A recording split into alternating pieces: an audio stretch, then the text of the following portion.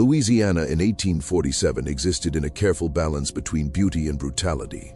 The land was rich, the soil dark and generous, and the air heavy with the scent of magnolia and damp earth. Riverboats moved slowly along the Mississippi, carrying cotton, sugar, and human lives bought and sold without hesitation. To outsiders, it looked like prosperity. To those who lived beneath its surface, it was a world built on fear, silence, and obedience. The Beaumont estate rose from this landscape like a monument to power. White columns framed the front of the mansion, tall and immaculate, while ancient oak trees draped their branches overhead as if guarding the secrets inside. The house overlooked a stretch of land that seemed endless. Fields worked from sunrise to dusk by men and women whose names were rarely spoken by those who owned them. Governor Etienne Beaumont was proud of this place. It represented not only his wealth, but his authority, proof that he belonged among the elite men who shaped Louisiana's future. Etienne Beaumont was admired publicly. He spoke with confidence, dressed with restraint, and carried himself as a man who believed order was the foundation of civilization. In his speeches, he praised tradition, discipline, and the moral structure of Southern society. He spoke often about honor, though his understanding of it left little room for compassion. To him, power was not something to question. It was something to protect at all costs. Marguerite Beaumont lived inside that power like a caged bird. She had been raised to obey, educated just enough to entertain guests and manage a household, but never enough to challenge the world she was placed in. At 17, she was married to Etienne, a man nearly twice her age, chosen not for love but for advantage. Her parents called it a blessing. Marguerite learned quickly that blessings often felt like sentences. From the outside, she appeared serene. She hosted dinners, smiled through conversations, and moved gracefully through the rooms of the mansion. Her dresses were elegant, her hair always carefully arranged. But behind closed doors, her life was defined by absence. Etienne was rarely cruel in obvious ways. He simply did not see her as a person with needs of her own. She existed to support his image, nothing more.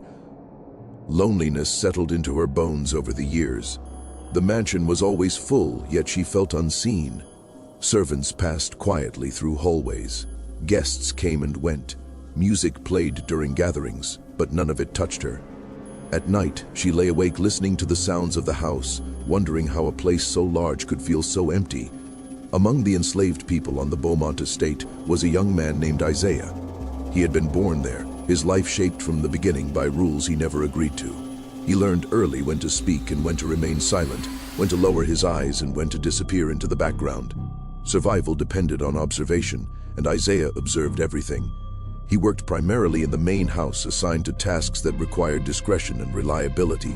He carried trays, cleaned rooms, and stood silently during gatherings, absorbing conversations not meant for him.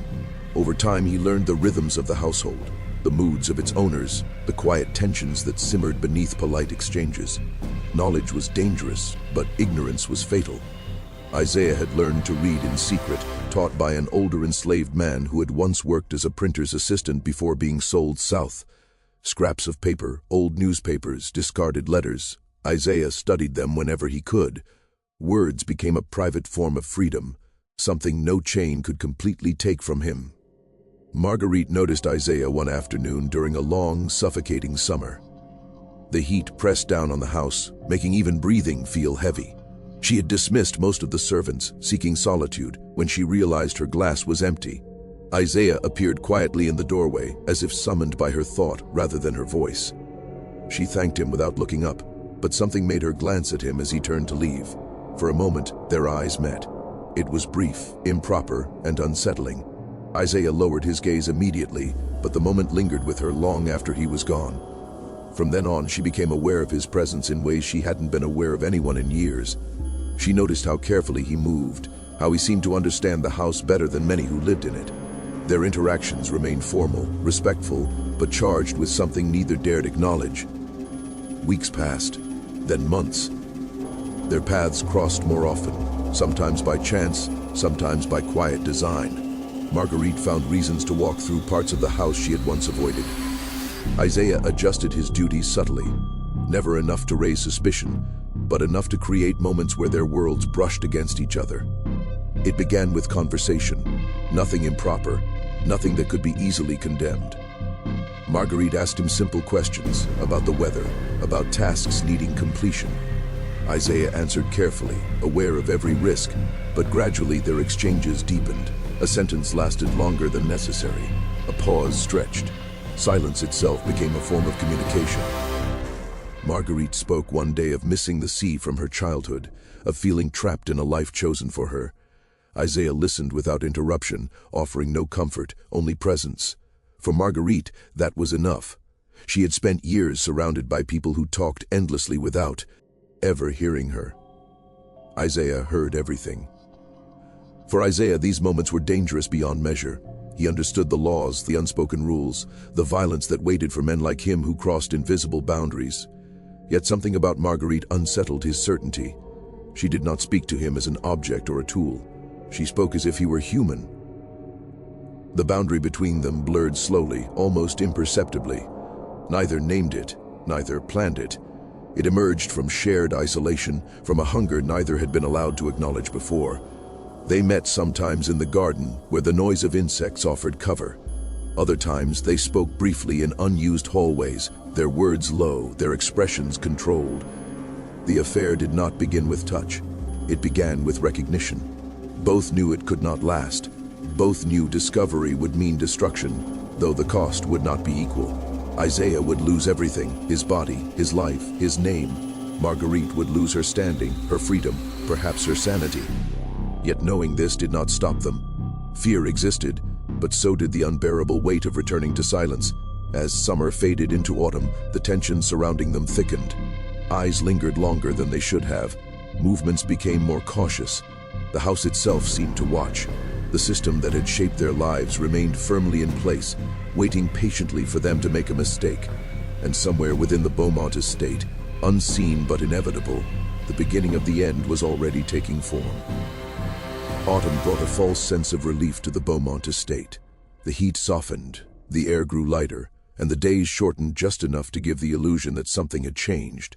But beneath the cooling weather, tension continued to build, unseen and unspoken. The plantation moved through its routines as it always had, yet every interaction carried an edge. Every silence felt loaded with meaning. Marguerite felt the change most sharply. The world around her remained the same. Meals served at the proper hour, guests received with practiced grace, evenings spent in carefully curated conversation. But inside her, everything had shifted. She woke each morning with a mixture of dread and anticipation, knowing that a single misstep could unravel everything, yet unable to return to the emptiness she had known before. What frightened her most was not the danger, but the thought of losing the only moments in her life that felt real. Isaiah moved through his days with heightened caution. He had always been careful, but now awareness sharpened into something closer to vigilance. Every look, every word spoken in Marguerite's presence carried consequences. He understood that the world did not forgive men like him for crossing boundaries, no matter how quietly or gently they did so. Still, he could not bring himself to withdraw completely. The connection between them, fragile as it was, had become a lifeline. They did not meet often, and when they did, it was brief. Sometimes it was nothing more than a shared glance, an exchanged sentence that sounded harmless to anyone listening. Other times it was a few stolen minutes in the garden, where the tall hedges and overgrown vines provided a thin veil of privacy. There, words flowed more freely, though always measured, always cautious. Marguerite spoke of her past more openly than she ever had before. She told Isaiah about her childhood near the coast, about the freedom she had felt running barefoot along the shore, before duty and expectation narrowed her world. She spoke of her marriage without bitterness, describing it as something that simply happened to her, rather than something she chose. Isaiah listened, offering no judgment, only understanding. In return, he read fragments of his own life, carefully selected truths that revealed just enough to be meaningful without inviting disaster. As their bond deepened, so did the strain of secrecy. Servants noticed changes, even if they could not name them. Marguerite lingered too long in certain areas of the house. Isaiah's duties seemed to place him nearby more often than coincidence should allow. Whispers began, subtle at first, passing quietly among those who lived by reading signs rather than hearing words. The overseer, a man hardened by years of enforcing discipline, was among the first to notice. He said nothing initially, choosing instead to watch. Experience had taught him that patience often revealed more than confrontation. He observed how Isaiah adjusted his routes, how Marguerite's gaze followed him when she thought no one was looking. Suspicion settled in his mind, heavy and unpleasant. Governor Beaumont remained unaware, absorbed in his public duties and personal ambitions. He trusted the order he had built, believing it unbreakable. To him, the boundaries between races, classes, and roles were fixed by nature and law. The idea that such a transgression could occur within his own household did not occur to him, and if it had, he would have dismissed it as impossible. The moment everything changed came quietly, without warning. A storm rolled in late one evening, sudden and violent, forcing servants to rush to secure windows and doors. In the chaos, routines broke down. Marguerite found herself alone in a part of the house rarely used, the storm's roar masking sound and sense alike. Isaiah, sent to retrieve something forgotten, crossed her path there by chance, or fate. Words failed them. The danger was overwhelming, yet so was the pull that had grown between them. The storm seemed to press in from all sides, as if the world itself were urging them forward. What foal owed was not reckless passion, but a moment born of desperation and need. They sought refuge where no one was meant to go, clinging to each other as though the storm outside mirrored the one inside them. Afterward, reality returned with brutal clarity. Fear set in immediately, sharp and undeniable. Marguerite felt it in the pit of her stomach, Isaiah in every breath he took. They parted quickly, without promises, without illusions. Both understood that what had happened could not be undone, and that its consequences would be severe. In the days that followed, the atmosphere on the estate shifted noticeably. Isaiah became even more withdrawn, avoiding areas where he might draw attention. Marguerite struggled to maintain her composure, her hands trembling during conversations, her thoughts constantly racing. The overseer's watchful eyes missed nothing. He noticed the change in Isaiah's demeanor, the strain etched into Marguerite's expression. His suspicion hardened into certainty. The first betrayal came not from the overseer but from within the enslaved community itself. A man worn down by years of punishment and fear, desperate to protect himself, spoke of what he had seen, or what he believed he had seen. His words were vague, carefully framed to suggest rather than accuse, but they were enough. The overseer listened, nodding slowly, already convinced. Rather than confront the matter directly, the overseer passed the information upward. Governor Beaumont received the news with disbelief at first. He laughed, dismissing it as nonsense, the kind of rumor that arose when discipline weakened. Yet doubt lingered. He ordered quiet observation, instructing his staff to report anything unusual. Power, he knew, was best exercised discreetly. Surveillance began subtly. Servants were questioned casually. Movements were tracked. The house itself seemed to turn hostile, ever. Corner a potential witness. Marguerite felt eyes on her constantly, though no one said a word. Isaiah sensed the shift immediately. He had lived his entire life under scrutiny. He recognized the signs.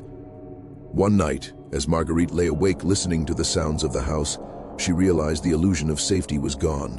Whatever fragile balance they had maintained had tipped.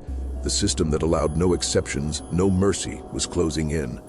She wanted to warn Isaiah, to tell him to run, though she knew there was nowhere for him to go.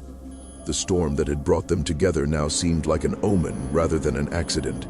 The calm that followed felt unnatural, heavy with anticipation. Somewhere within the Beaumont estate, decisions were being made, decisions that would soon strip away any remaining illusion of control.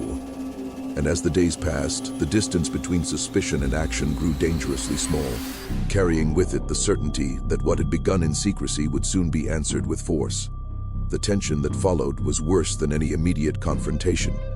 It crept through the Beaumont estate slowly, settling into every room, every glance, every pause in conversation. Nothing was said openly, yet everything felt watched.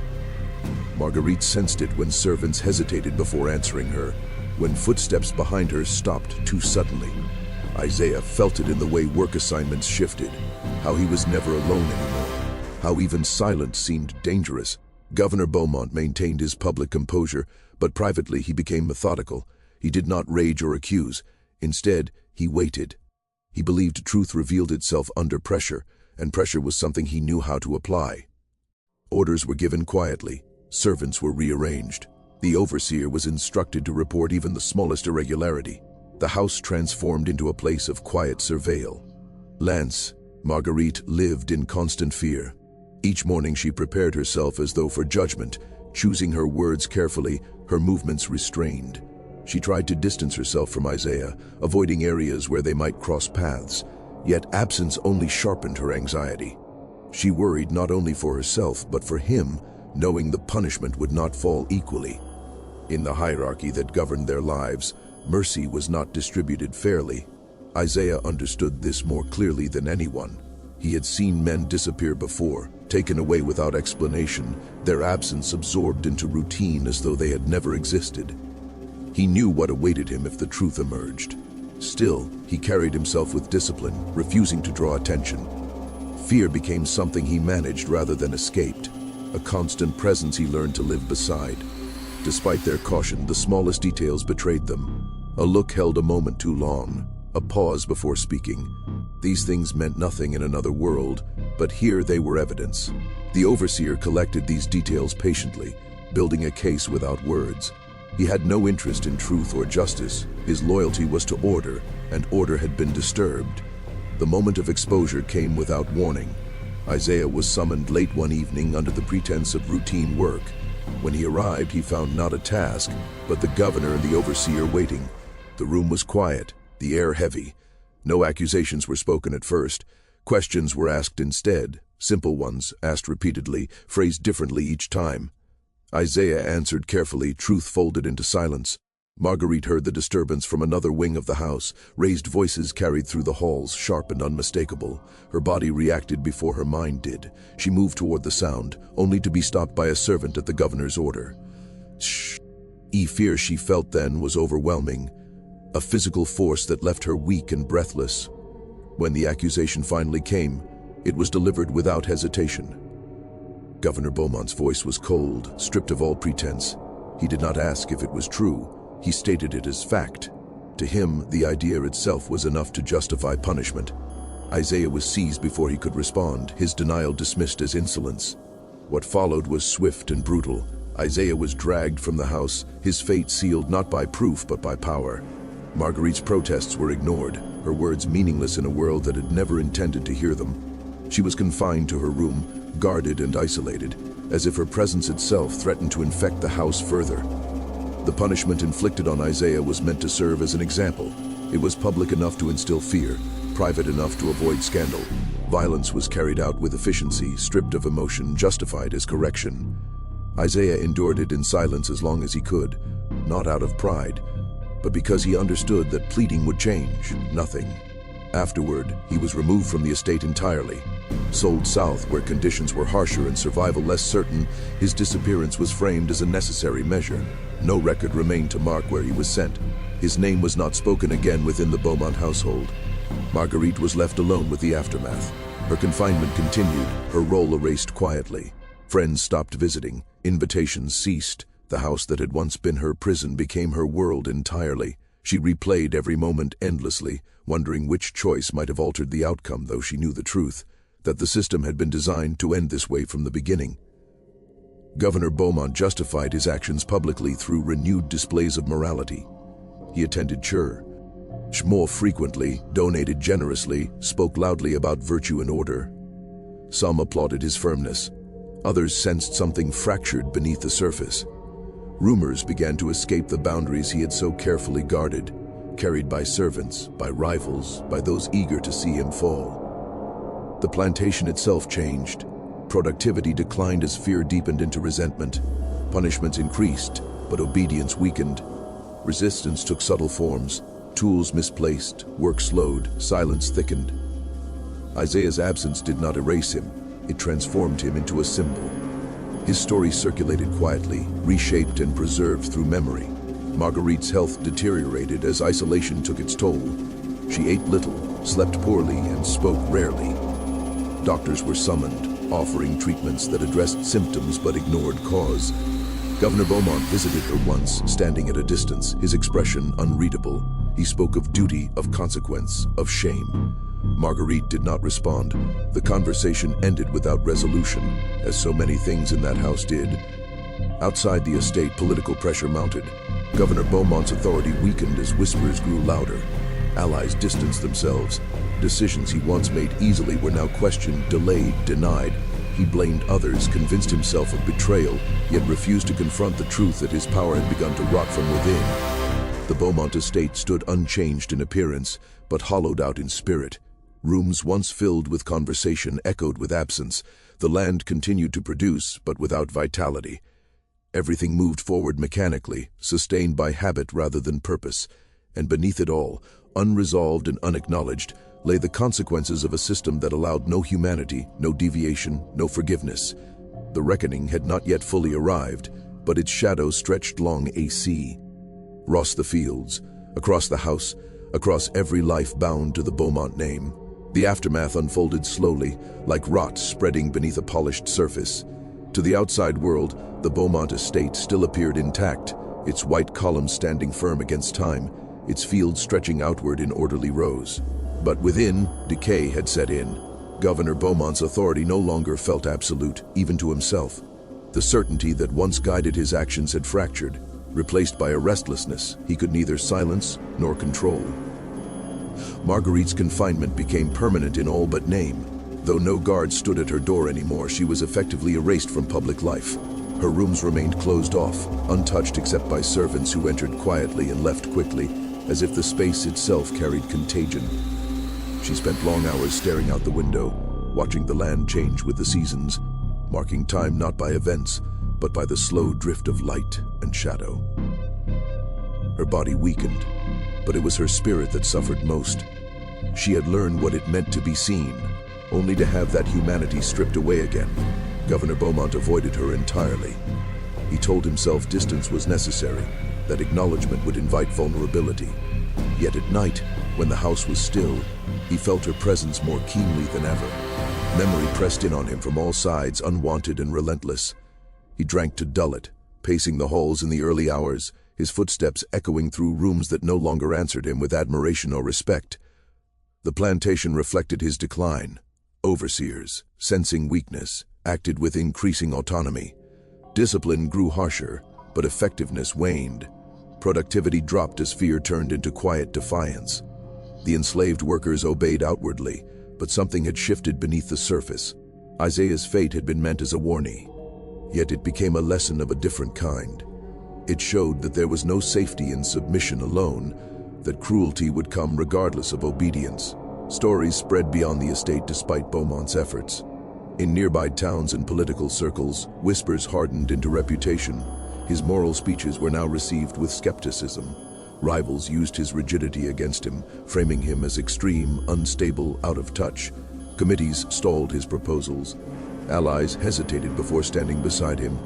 Power, once assumed, now required effort to maintain, and even that effort failed. Financial strain followed naturally. Repairs went undone, flooding damaged fields. Debts accumulated quietly at first, then insistently. Creditors arrived with polite smiles and firm demands. Beaumont negotiated poorly, driven more by pride than strategy. Each concession felt like humiliation, each signature an admission of loss. The estate that had symbolized permanence was being measured, valued, divided. Marguerite sensed the unraveling even from her isolation. She overheard fragments of conversation, caught glimpses of unfamiliar men inspecting land, counting inventory. The world was moving on without her, dismantling the life she had been trapped inside. Part of her felt fear at the uncertainty ahead, but another part felt something closer to relief. The structure that had confined her was collapsing, whether she survived it or not. Her health declined rapidly during this period. Doctors were summoned again, their remedies as ineffective as before. They spoke of weakness, of nervous conditions, of ailments common to women who had endured emotional strain. None spoke of grief or loss or guilt, because such things had no place in official diagnosis.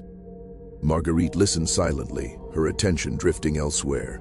In her mind, she returned often to moments of quiet connection to convey. Ursations that had cost so much, and yet given her more than years of obedience ever had. When she died, it was without spectacle. The announcement was brief, the funeral small. Governor Beaumont stood apart, his expression unreadable. There were no public tears, no grand mourning. Her death was recorded as illness, her life summarized by her role as wife. What she had endured, what she had risked, what she had lost, went unspoken. Her passing accelerated Beaumont's collapse. Whatever restraint he had maintained unraveled. He withdrew from public life, delegating responsibilities poorly, missing meetings entirely. His drinking worsened. The house fell further into neglect. Servants left when they could. Those who remained did so out of necessity rather than loyalty. The final blow came not from scandal, but from inevitability. Debt overtook pride. The estate was seized, its lands sold off in parcels. Auctions stripped the mansion room by room. Furniture, art, silverware, objects that had once signified refinement were reduced to inventory. Portraits of Beaumont ancestors were removed from the walls, their gazes finally displaced. The house seemed to exhale as it emptied, as if releasing decades of accumulated weight. Governor Beaumont retreated to a small portion of the property until even that was taken. He aged rapidly, his body failing under the burden of years spent enforcing a system that offered him no mercy in return. When he died, there was no grandeur. His title survived him briefly in records, but his influence did not. He was buried quietly, his name etched in stone that few would ever visit. The land passed to new owners, but its history lingered. Workers spoke of unease, of strange sounds at night, of a heaviness that settled over certain areas. Whether these were ghosts or guilt mattered little. The past had marked the place indelibly. Time softened edges, but it did not erase what had happened there. Isaiah's name never appeared in official documents beyond his sale. No grave bore his memory. Yet among those who shared his fate, his story endured. It was told quietly, passed down not as rumor, but as warning and remembrance. In memory, he reclaimed what had been denied to him in life: identity, dignity, humanity. Marguerite, too, lived on in whispers, not as a scandal, but as a woman crushed by a world that denied her agency. Over time, judgment faded, replaced by understanding among those willing to look beyond appearances. Her suffering became part of a larger truth about confinement, power, and silence. The Beaumont estate eventually disappeared into ruin. Nature reclaimed what had been taken, vines creeping over stone, trees growing where fences once stood. The bayou flowed on, indifferent yet enduring, carrying with it the echoes of lives shaped and destroyed by forces larger than themselves. What remained was not a love story, nor merely a scandal, but a testament to the cost of a system built on domination. It devoured everyone it touched, sparing neither the powerful nor the powerless. The profane affair that destroyed the Beaumonts was not the cause of their ruin. It was the moment the illusion cracked, revealing the truth beneath. Time moved forward as it always does, but the land remembered, and in that memory lived a quiet reckoning, long overdue and impossible to bury.